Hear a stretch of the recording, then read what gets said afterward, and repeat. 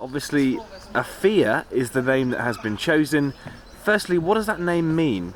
Afia actually means born on a Friday or child of Friday, which is obviously very apt because that's the day she was born. And is it your favourite? It secretly was my favourite, if I'm honest, so I'm really pleased that that's what the public chose for it. And obviously we've seen Lindsay and Afia out on Gorilla Island today. Just explain to the viewers at home how big a moment that is. It's a big moment in her development because it's really important for her to go out, get some fresh air, get some sunlight, get some UV rays on her. So it's nice that now she's strong and she's clinging on well, and we can take her out to explore the island, which will eventually become her home. And has she enjoyed the outdoors? It's hard to tell. I don't think she's too keen on the Bristol weather, but when the sun comes out, she's a little happier.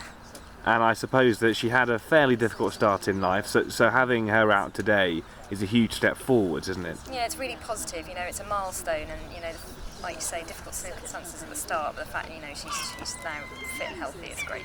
What's it been like caring for Afia?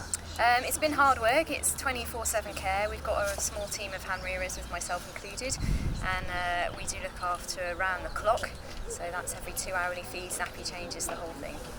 And to have her out and about, I suppose for you as someone who's been looking after her, it's an emotional day? It's just quite a proud day, really. It's nice to know that we're doing a good job and that she's fit and healthy, because that's just, that's our priority. And when you say fit and healthy, how do you judge that? What does she eat? What does she like? What are these sort of factors that you look for? We know she's doing well because she's kind of hitting all her developmental cues, just like a human infant that you look out for. She's eating really well, she's holding her head up, she's gripping really strongly, she's starting to look around now, take the world in. She's even starting to, once we put her down, she's able to roll over onto her front and back and scoot around, so yeah, she's developing perfectly. And I suppose that she's been born into a group, hasn't she? Is she likely to be integrating into that group anytime soon? Yeah, she's here as much as she can be, so we have her with the other gorillas, almost 24/7.